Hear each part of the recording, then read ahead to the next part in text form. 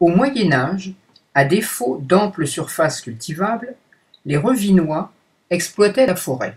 Ils vendaient le bois jusqu'aux Pays-Bas où ils le troquaient contre harengs, sel et fromage, pour les ramener en France, notamment à Mézières, où ils achetaient du blé venant du Rotellois.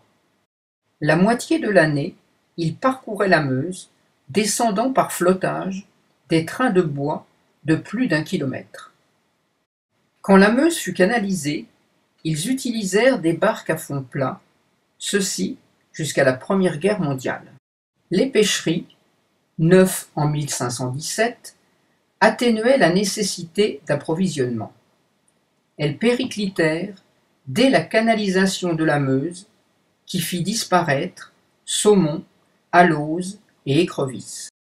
Le travail du fer remonte au début du XVe siècle avec la clouterie. Grâce à la canalisation de la Meuse et l'arrivée du chemin de fer en 1862, Revin devient un important centre industriel. L'ancien chœur de Revin est en face de vous.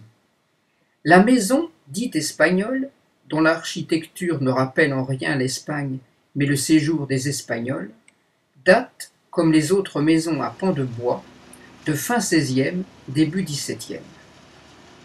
De nombreuses ruelles descendent vers la Meuse. Outre leur rôle de communication, elles servaient de coupe-feu, tant les incendies étaient fréquents au Moyen Âge. Plus loin, en suivant le quai, en retrait, le château des Hirondelles, avec ses fenêtres à meneaux, fut le refuge des protestants français fin XVIIe. Rue Étienne Dolet, on passe devant la pompe Lavoie, fontaine publique, datant de 1789, qui porte le nom du bourgmestre de l'époque.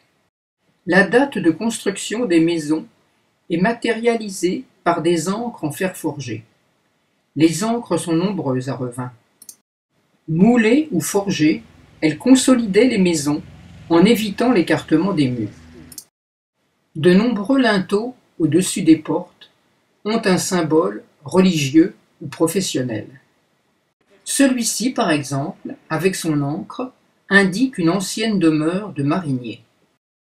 À de nombreux carrefours, des bornes charretières, appelées aussi chassereaux, protégeaient les murs. Les constructions en pans de bois se développent beaucoup dès le Moyen Âge. Leur avantage primordial est l'économie. Les forêts sont nombreuses, la mise en œuvre ne demande que des connaissances et des moyens courants. Sur l'ancienne mairie, les armes de la ville, et sur quelques maisons, les nouvelles armes de Revin.